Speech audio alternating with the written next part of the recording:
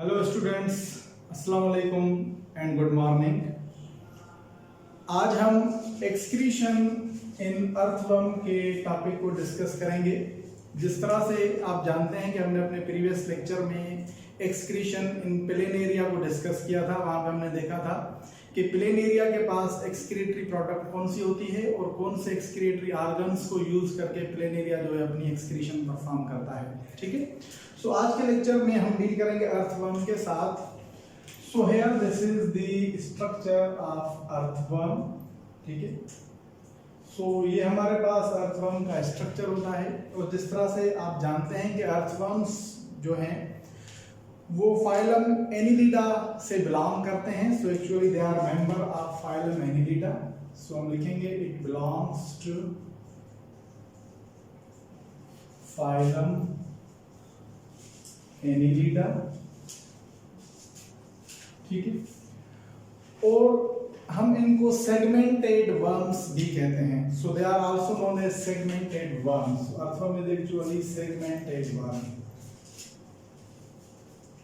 ठीक है, अब सेगमेंटेड वर्म का मतलब होता है कि इनकी बॉडी के ऊपर सेप्टेट्स या सेगमेंट्स पार्टीशंस जो हैं वो मौजूद होती हैं।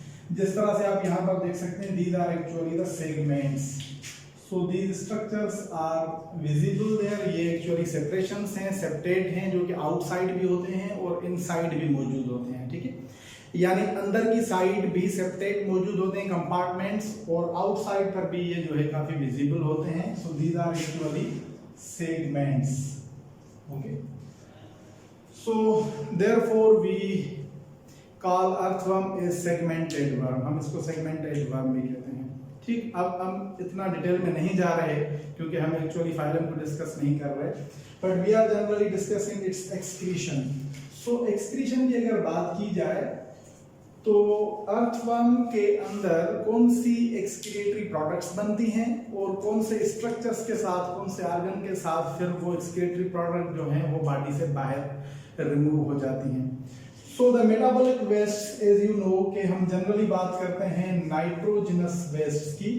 ठीक है, मैंने आपको बताया था कि एक्सक्रीशन में हम मेटाबॉलिक वेस्ट को डिस्कस करते हैं, यानी removal of the metabolic waste, और among the metabolic waste we actually discuss the nitrogenous compounds और नाइट्रोजन कंटेनिंग वेस्ट मटेरियल। ठीक है, सो यहाँ पर अर्थवर्म के अंदर जो नाइट्रोजनस वेस्ट बनता है, it is generally of two types, and sometimes we say that there are three types of excretory products, but जो मेन इंपॉर्टेंट है वो तीन होती हैं। उनमें सबसे पहली अगर हम बात करते हैं तो अमोनिया, यानी अर्थवर्म्स के अंदर अमोनिया भी एज एक्सक्रीटरी प्रोडक्ट होती है, यानी अमोनिया बनती है और फिर अमोनिया जो है वो बॉडी से अमोनिया के फॉर्म में रिमूव होती है। ठीक है, एंड यूरिया। उसके बाद the second product, excretory product that is formed in the earthworm is urea. ठीक है, वो यूरिया बनती है। and sometimes nitrogenous wastes are removed in the form of amino acids.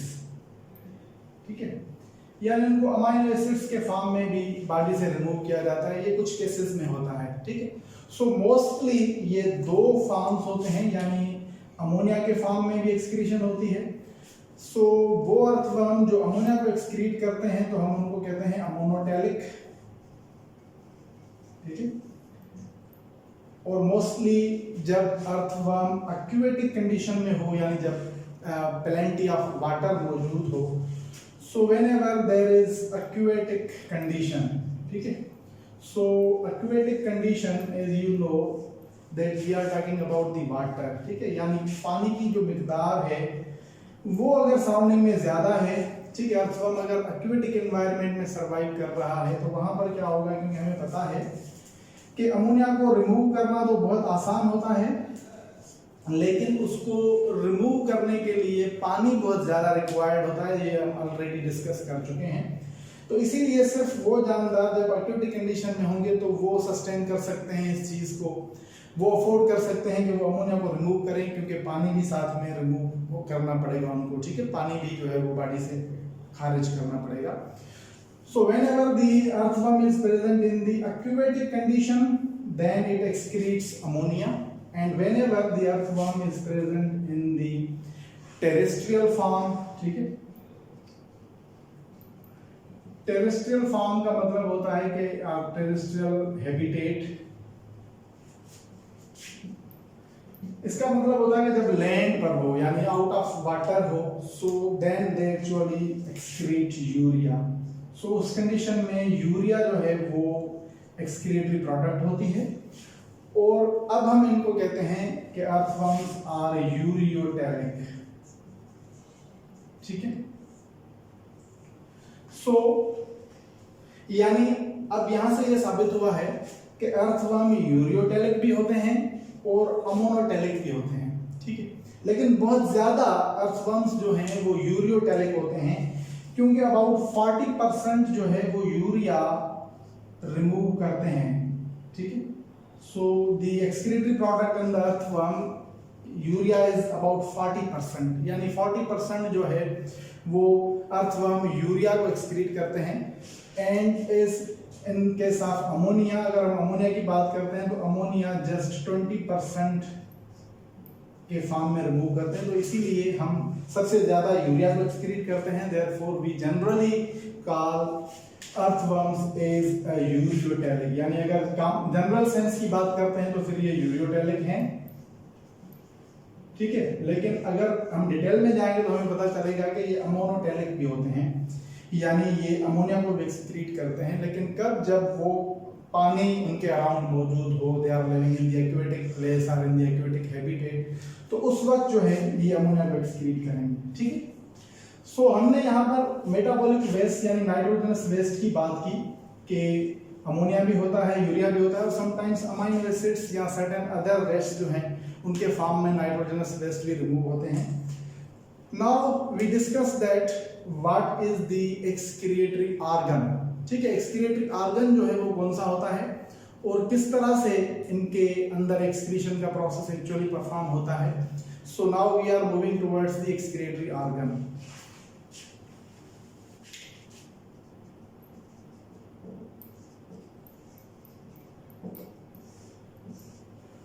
Okay, so अगर एक्सक्रीटरी ऑर्गन की हम बात करें तो जिस तरह से हमने प्लेनेरिया में एक्सक्रीटरी ऑर्गन की डिस्कस किया था हमने वहां पे, तो मैंने आपको बताया था कि प्लेनेरिया के अंदर प्रोटोनेफ्रीडिया या प्रोटोनेफ्रीडियम जो है वो एक्सक्रीटरी ऑर्गन कहलाता है। Whereas in case of earthworm we have metanephridia. So जो एक्सक्रीटरी ऑर्गन होगा हम उसको क्या कहते हैं, मेटानेफ्रीडिया, ठीक है। ये प्लूरल है, अगर हम सिंगुलर लिखेंगे तो इट वुड बी मेटानेफ्रीडियम, ठीक है। So this is the excretory organ, यानी ये ऑर्गन होता है जिसकी मदद से नाइट्रोजनस वेस्ट जो है वो रिमूव होता है। अब अगर हम इसकी इटामोलॉजी देखें, जिस तरह से हमने वहां पे डिस्कस किया था कि प्रोटोनेफ्रीडिया में मैंने आपको बताया था कि प्रोटो वर्ड का मतलब होता है फर्स्ट एंड नेफ्रीडिया का मतलब होता है किडनी, यानी फर्स्ट फॉर्म किडनी, ठीक है। यानी किडनी का जो एक्चुअली बुनियादी तौर पर जो नेफ्रॉन्स आगे चल के जितने भी इवॉल्व होते हैं एवोल्यूशन के पर्सपेक्टिव में, तो वो सारे सब जो है प्रोटोनेफ्रीडिया से ही इवॉल्व हैं, तो इसीलिए हमने प्लेनेरिया में प्रोटोनेफ्रीडिया को फर्स्ट किडनी कहा था। वेयरएज हेयर अगर हम मेटाबोलॉजी की बात करें तो मेटा वर्ड का मतलब होता है लेटर, ठीक है। यानी लेटर का मतलब होता है बाद में। सो लेटर फॉर्म्ड, लेटर इवॉल्व्ड, यहाँ पे हम लेटर की वर्ड अगर हम बात करेंगे तो इवॉल्व की बात करेंगे, यानी it is evolved later than the protonephridia, ठीक है। और एवोल्यूशन के पर्सपेक्टिव के हवाले से, फंक्शन के हवाले से ये उनसे जो है हाईली इवॉल्व्ड है प्रोटोनेफ्रीडियम से। सो मेटा वर्ड का मतलब हुआ letter and nephridia word again same kidney. So इर्तिकाई मरहले के हिसाब से अगर हम देखेंगे एवोल्यूशन के पर्सपेक्टिव से, तो मेटानेफ्रीडिया जो है वो हाईली इवॉल्व्ड है as compared to the protonephridia. और जनरली हम मेटानेफ्रीडिया को नेफ्रीडिया ओनली भी कहते हैं, नेफ्रीडिया या नेफ्रीडियम भी कहते हैं। एंड समटाइम्स कहीं पर कुछ जगह पर बुक्स में भी आप अगर देखेंगे तो वहां पे एक्सक्रीटरी ऑर्गन इनके साथ अर्थवर्म सिर्फ नेफ्रीडिया भी लिखा होता है, ठीक है। ये प्लेनेरिया के की अगर हम बात करेंगे तो वहां पर हम नेफ्रीडिया नहीं कहते, वहां पर हम प्रोटोनेफ्रीडिया कहते हैं, understand. So sometimes it is also known as nephridium only, nephridium, ठीक है। सो हम इसको सिंपली जस्ट नेफ्रीडियम भी कहते हैं। अगर मेटानेफ्रीडिया आप कह रहे हैं तो भी ठीक है, अगर सिर्फ इसको नेफ्रीडियम कहा जाए तो भी ठीक है, लेकिन अगर प्लेन एरिया की बात करेंगे तो हम वहां पे सिर्फ इसको नेफ्रीडिया नहीं कह सकते, वहां पे हम प्रोटोनेफ्रीडिया का वर्ड इस्तेमाल करते हैं, ठीक है। So this is how that हमने देखा कि नेफ्रीडियम, अब नेफ्रीडियम क्या होता है? नेफ्रीडियम जो है actually it is the long, ठीक है, थिन, यानी एक लॉन्ग स्ट्रक्चर होता है, थिन भी होता है, क्वाइल्ड स्ट्रक्चर, ठीक है, यानी एक लॉन्ग, थिन और हाईली क्वाइल्ड। अगर क्वाइल्ड की हम बात करते हैं तो यहाँ पे हम वर्ड इस्तेमाल करते हैं हाईली क्वाइल्ड, यानी बहुत ज्यादा क्वाइल्ड स्ट्रक्चर होता है नेफ्रीडियम। और यहाँ पे नेफ्रीडियम के अंदर दो पोर्स मौजूद होते हैं, ठीक है, देयर आर टू पोर्स। अगर हम नेफ्रीडियम के स्ट्रक्चर को यहाँ पर ड्रॉ करें, सो say for example this is the nephridium, ठीक है। यहाँ पर इसका जो फर्स्ट पार्ट होता है that is actually funnel shaped part, ये फनल शेप्ड पार्ट होता है, ठीक है, it is just like a funnel. And then फिर अगर हम इसको देखेंगे तो फिर ये बिल्कुल एक थिन और लॉन्ग कॉइल्ड स्ट्रक्चर होगा। ये जो फर्स्ट स्ट्रक्चर है यहाँ पर, इसको हम कहते हैं nephrostome. So this part, this opening, the opening that is present inside the body, that is called is nephrostome, ठीक है, इसको नेफ्रोस्टोम कहा जाता है। और उसके बाद यहाँ पे क्या होगा, नेफ्रोस्टोम के अंदर सिलिया मौजूद होते हैं। तो अगर हम स्ट्रक्चर को देखेंगे, so there are cilia actually present, cilia are small hair like structures which are present, ठीक है। So this cilia are present on the nephrostome, nephrostome के ऊपर सिलिया मौजूद होते हैं। और इन सिलिया का क्या फंक्शन होता है? इनका फंक्शन होता है कि जैसे मैंने आपको बताया कि ये नेफ्रीडियम जो होता है that is present with in the body of the earthworm, यानी अर्थवर्म की बॉडी के अंदर ये मौजूद होता है स्ट्रक्चर, ठीक है। तो यहाँ पे क्या होता है, सीलोमिक फ्लूइड मौजूद होता है। So there is actually the fluid which is present, और इस सीलोमिक फ्लूइड जिस के अंदर नाइट्रोजनस वेस्ट, जो कि मैंने आपको बताया कि इधर इट इज यूरिया और अमोनिया दैट इज प्रेजेंट। सो अगर हम यहाँ पे यूरिया की बात करते हैं तो यूरिया यहाँ पर मौजूद होता है। सो फिर क्या होता है, सिलिया जैसे ही बीट करते हैं तो ये जितना भी फ्लूइड होता है दैट इंटर्स इनटू दिस नेफ्रोस्टोम, वो इस नेफ्रोस्टोम के अंदर दाखिल होता है, ठीक है। यानी by the beating of the cilia, cilia के बीट करने के बाद क्या होगा, as a result this fluid enters into this nephrostome, nephrostome के अंदर दाखिल होगा। एंड देन मैंने आपको बताया कि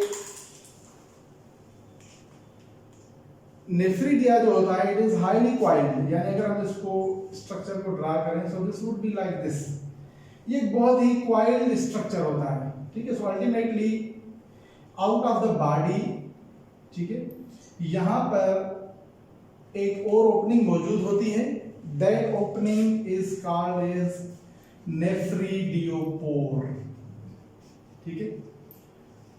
सो इस ओपनिंग को हम नेफ्रीडियोपोर कहते हैं। तो यहाँ पर आपको डिफरेंस क्लियर होना चाहिए नेफ्रोस्टोम और नेफ्रीडियोपोर के बीच में, ठीक है। नेफ्रोस्टोम जो होता है वो बॉडी के अंदर ओपनिंग जो होती है, यानी within the septates, within the segment, segment के अंदर जो नेफ्रीडियम मौजूद होते हैं, वहां पर जो ओपनिंग होती है जिससे होम्योसील जो होता है, यानी एक्चुअली जो उनका फ्लूइड होता है वो इंटर होता है, that is called as nephrostome. And then the opening that is present outside of the body, जो बॉडी के बाहर ओपनिंग मौजूद होती है, हम उसको नेफ्रीडियोपोर कहते हैं, ठीक है। सो अब क्या होता है, ये जो नेफ्रीडियम मैंने आपको बताया, इसके अराउंड ब्लड वेसल्स मौजूद होते हैं। So say for example there are blood vessels which are present, ठीक है। सो इस नेफ्रीडियम के ऊपर यहाँ पर एक्चुअली ब्लड वेसल्स मौजूद होती हैं, these are the blood vessels, ठीक है।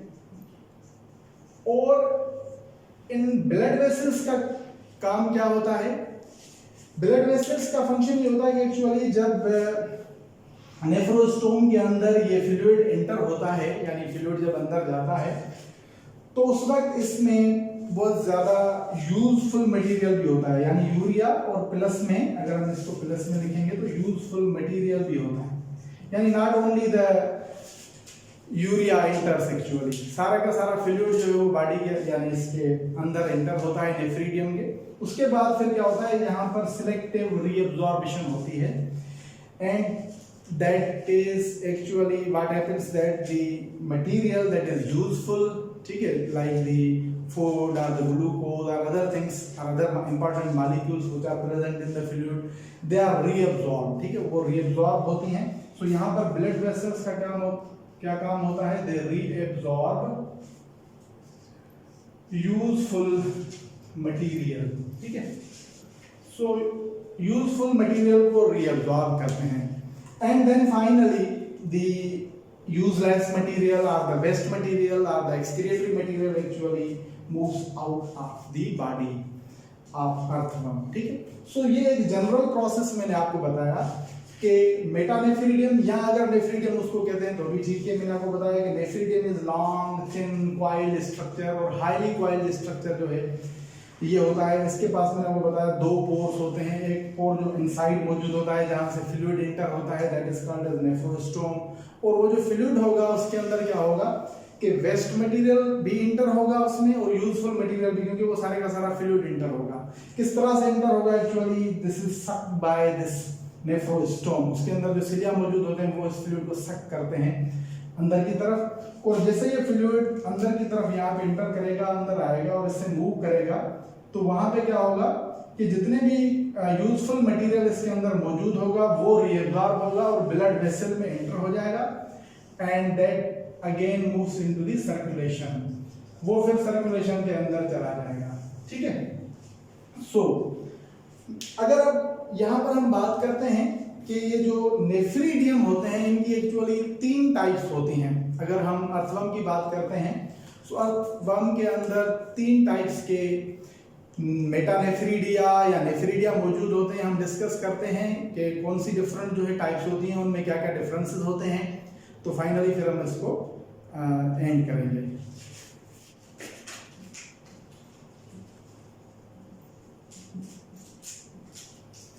ओके स्टूडेंट्स, सो नेफ्रीडियम की हम बात कर रहे थे कि हम तो जनरली कहते हैं कि नेफ्रीडिया या नेफ्रीडियम मौजूद होते हैं अर्थवर्म के अंदर, लेकिन एक्चुअली इट हैज 3 टाइप्स, इसकी 3 टाइप्स होती हैं। उसमें पोजीशन का भी फर्क होता है और इनके स्ट्रक्चर में भी डिफरेंसेस होते हैं एक्चुअली, जिसकी बुनियाद पर हमने इनको 3 कैटेगरीज में क्लासिफाई किया है। सो सबसे पहले जो नेफ्रीडियम होता है उसको कहते हैं सेप्टल नेफ्रीडियम,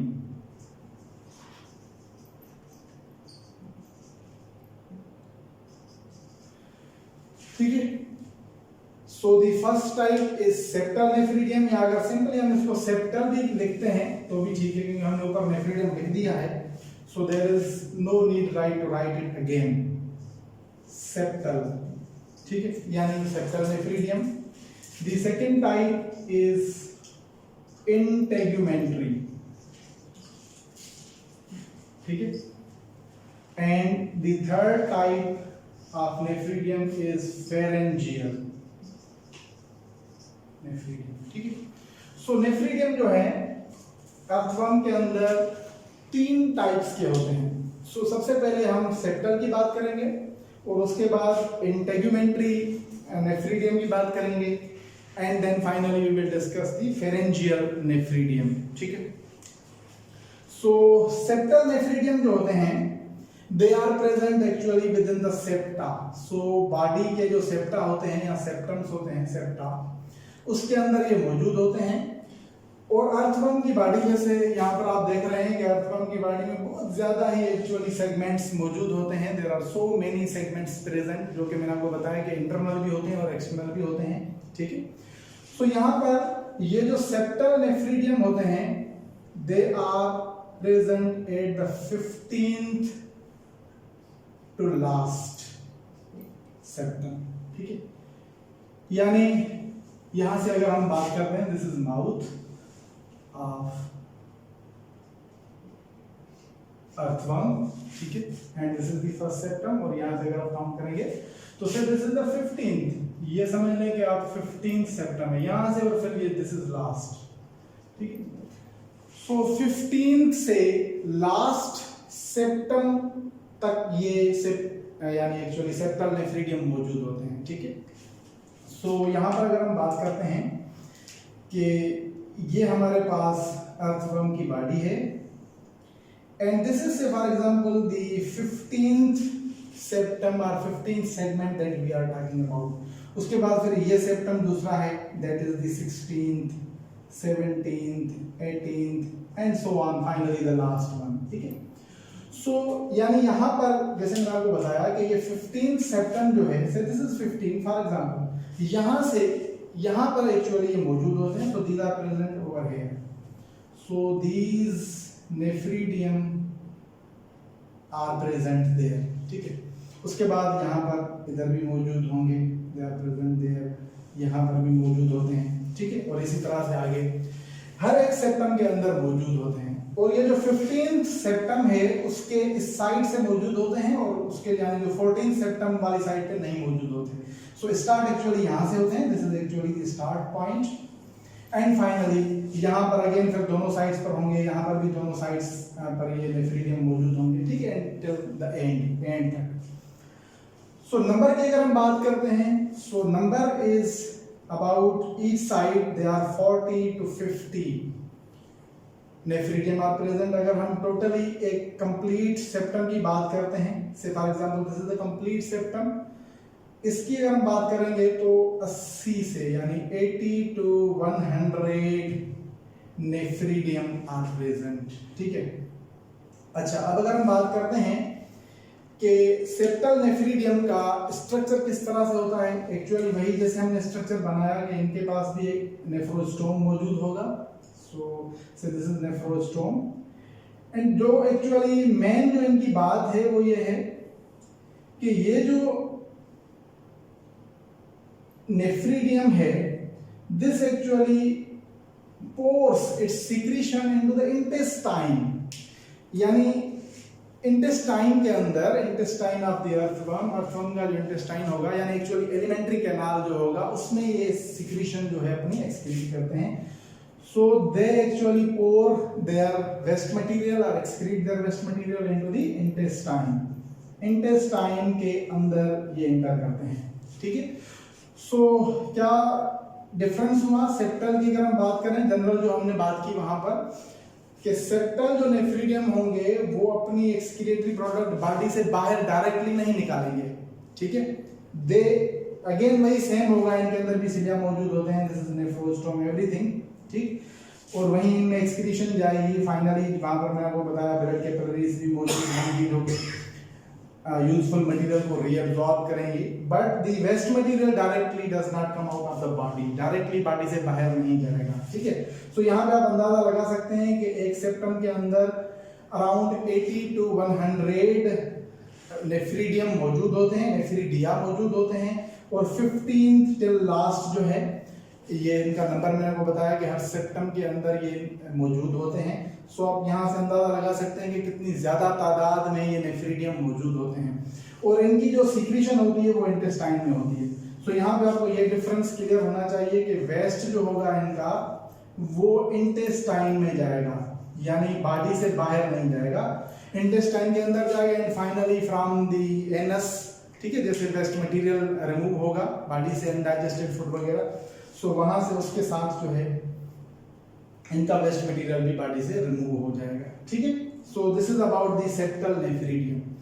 अब अगर हम इंटेग्यूमेंट्री नेफ्रीडियम की बात करते हैं, सो इंटेग्यूमेंट्री वर्ड मींस स्किन। यहाँ पर एक्चुअली हम इंटेग्यूमेंट वर्ड का मतलब होता है skin. So those nephridia which are present in the skin, जो कि स्किन में मौजूद होते हैं, हम उनको इंटेग्यूमेंट्री नेफ्रीडियम कहते हैं। Okay, so these integumentary nephridium are actually present on the skin. अगर यहाँ पर हम ड्रा करते हैं कि ये जो है स्किन है, ठीक है, अर्थवर्म की, और integumentary nephridium are present on the skin, ये स्किन के ऊपर मौजूद होते हैं, यानी यहाँ पर ये अंदर स्किन के इनसाइड दे आर प्रेजेंट। सो से this is an integumentary nephridium and this nephridium actually opens out its secretion out of the body। ठीक है, यानी वो बॉडी से बाहर इनकी secretion जो है वो रिमूव होती है। So this is how that they are present there। ठीक है, सो दिस इज द नेफ्रिडियोपोर। ये नेफ्रिडियोपोर मौजूद होता है, ठीक है, लेकिन इनके अंदर नेफ्रोस्टोम मौजूद नहीं होता। सो हम यहां पे लिखते हैं नो नेफ्रोस्टोम, ठीक है, यानी दे लैक द नेफ्रोस्टोम, इनके अंदर नेफ्रोस्टोम मौजूद नहीं होता। तो क्या होता है कि यहां से जो भी वेस्ट मटेरियल होता है वो एक्चुअली इनके अंदर डिफ्यूज आउट होगा, it will diffuse out inside this, ठीक है, यहाँ पे डिफ्यूजन होगी। अगर हम इसको बाहर करके थोड़ा बड़ा बनाए, so say for example this is the first part and then finally there is coiling of this part, okay.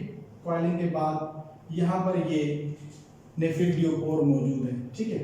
सो यहाँ से क्या होगा, ये जो वेस्ट मटेरियल है वो एक्चुअली इंटर होगा इसके अंदर, ठीक है, यानी यहाँ पर नेफ्रोस्टोम मौजूद नहीं है, ये आप याद रखेंगे। और यहाँ से जो इनकी बॉडी से ये वेस्ट मटेरियल मैंने को बताया स्किन के बाहर जो है वो रिमूव करेंगे, तो ये डायरेक्टली जो है स्किन से रिमूव करते हैं मेटाबॉलिक वेस्ट, ठीक है। सो ये फर्क हुआ यहाँ पर सेप्टल नेफ्रीडियम और इंटेगुमेंट्री नेफ्रीडियम के बीच में, ठीक है।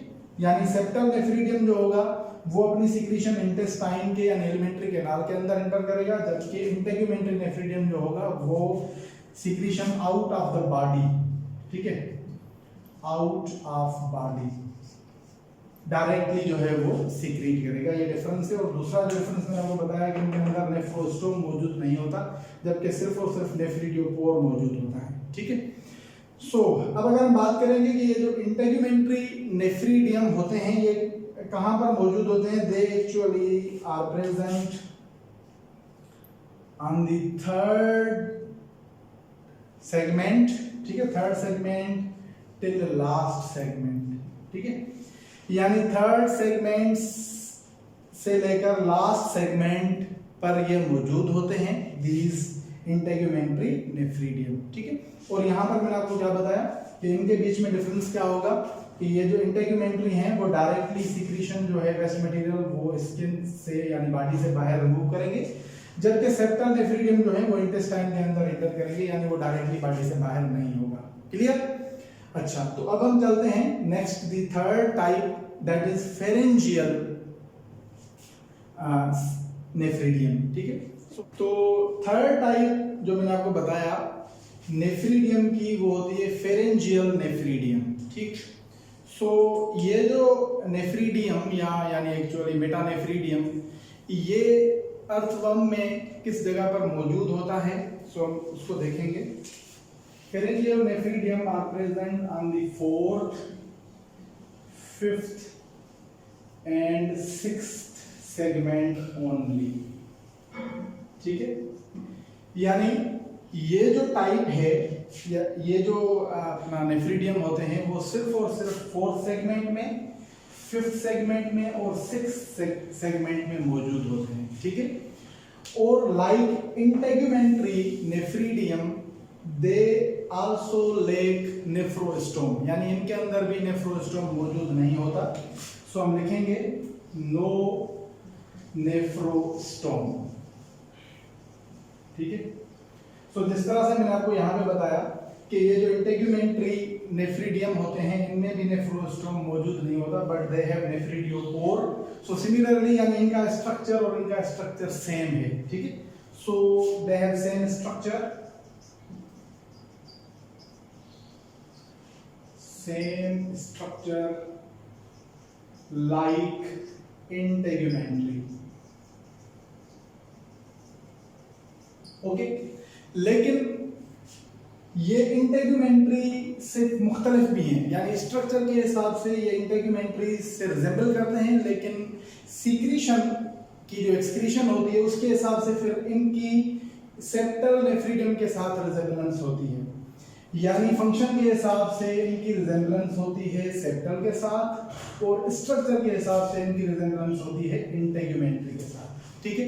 किस तरह से कि जैसे मैंने आपको बताया कि ये जो इंटेगुमेंट्री होते हैं वो अपनी सीक्रीशन यानी जो एक्सक्रीशन होती है, एक्सक्रीटरी जो प्रोडक्ट होती है वो बॉडी से डायरेक्टली आउटसाइड खारिज करते हैं, जबकि फेरेंजियल जो नेफ्रीडियम होते हैं they like the septal nephridium, they enter their excretory products or the waste material into the buccal cavity, ठीक है।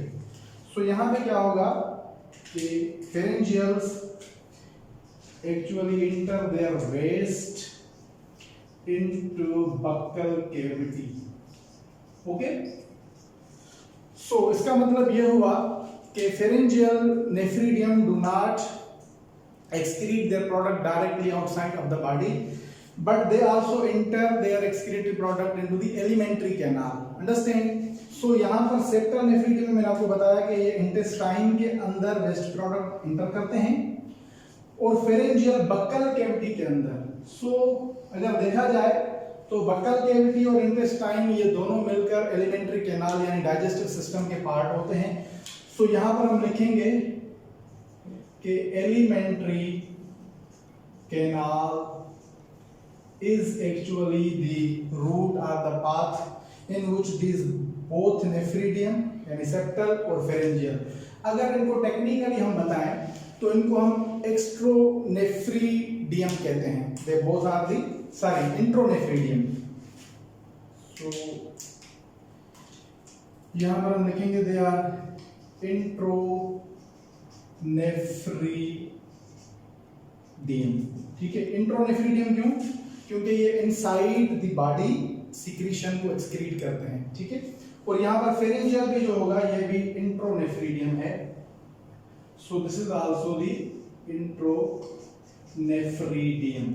ओके, जबकि ये जो इंटेगुमेंट्री है it is the exonephridium. So यहाँ पर अगर आप लिखेंगे so you will write that exonephridium. Understand? और क्यों एक्सोनेफ्रिडियम है? Because exo means outside of the body. So इसकी सिक्रीशन डायरेक्टली जो है वो बॉडी से बाहर रिलीज होती है. So this is how that we discussed all about the excretion in earthworm. हमने एक्सक्रीटरी प्रोडक्ट की बात की, उसके बाद एक्सक्रीटरी ऑर्गन जो इन्वॉल्व होता है यहाँ पे हमने उसको डिस्कस किया कि कौन से ऑर्गन्स इन्वॉल्व होते हैं. ठीक है, उनको हमने डिटेल में देखा नेफ्रिडियम को. Then we discuss the different types of nephridium on the basis of their position as well as on the basis of their function. position, structure के हिसाब से भी जो है इनमें थोड़ी चेंजेस होती हैं, एक दूसरे के साथ मुख्तलिफ होते हैं. ठीक है, और ये तीनों टाइप्स के नेफ्रिडियम हर अर्थवर्म में मौजूद होते हैं. सो ऐसा नहीं है कि किसी अर्थवर्म में सिर्फ सेप्टल हो, किसी में इंटेगुमेंट्री हो, किसी में फेरेंजियल हो. No, but these all three types are present in all the earthworms. ठीक है, सारे earthworms के अंदर मौजूद होते हैं. सो होपफुली आपको ये जो है सारा लेक्चर समझ में आ गया होगा. इंशाल्लाह in the next video we will discuss excretion in cockroach. Till then bye bye.